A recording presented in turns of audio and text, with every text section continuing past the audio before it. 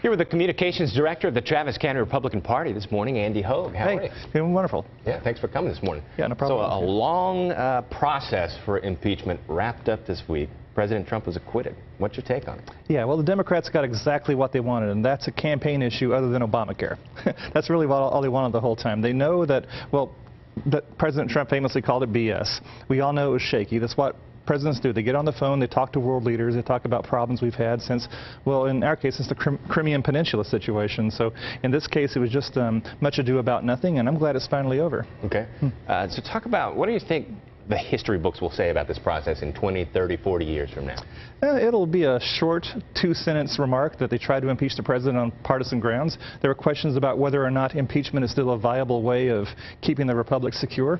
I think there will be a lot of discussion about whether or not it was truly a partisan attack or whether there was any grounds to it, but ultimately it's going to be in the realm of footnotes. It was quite the week this week. We had the impeachment stuff going on. We also had the big State of the Union speech. What was your take on how all of that went? A lot of stuff to talk about there. Well, let's review the week for a second. Okay. Let's look at Iowa. I mean, Iowa melted down Monday night, and then we had on Wednesday, you know, everything happened with the acquittal. And so on Tuesday, Donald Trump got to give his State of the Union address. What perfect timing, and what a perfect State of the Union address. And I think even by a CBS poll, 43% of Democrats approved of the speech. So I think it's time we moved on a little bit. We've got a president who's favored to win. I don't know if it's going to be a landslide. I'm thinking it's going to be a landslide myself, but we'll see how that turns out. But I think overall we're going to see a lot of people come together and realize, okay, the time for attacking Donald Trump is over, and the time for getting behind some common ideas has come. A lot of talk about maybe a handshake snub, and then the tearing of the speech at the end of the State of the Union. Yeah. You know, Casey, I watched that video. It didn't look like a handshake snub exactly to me. It looked like he was just busy. I mean, I would imagine he had a lot on his mind. He's thinking about his notes.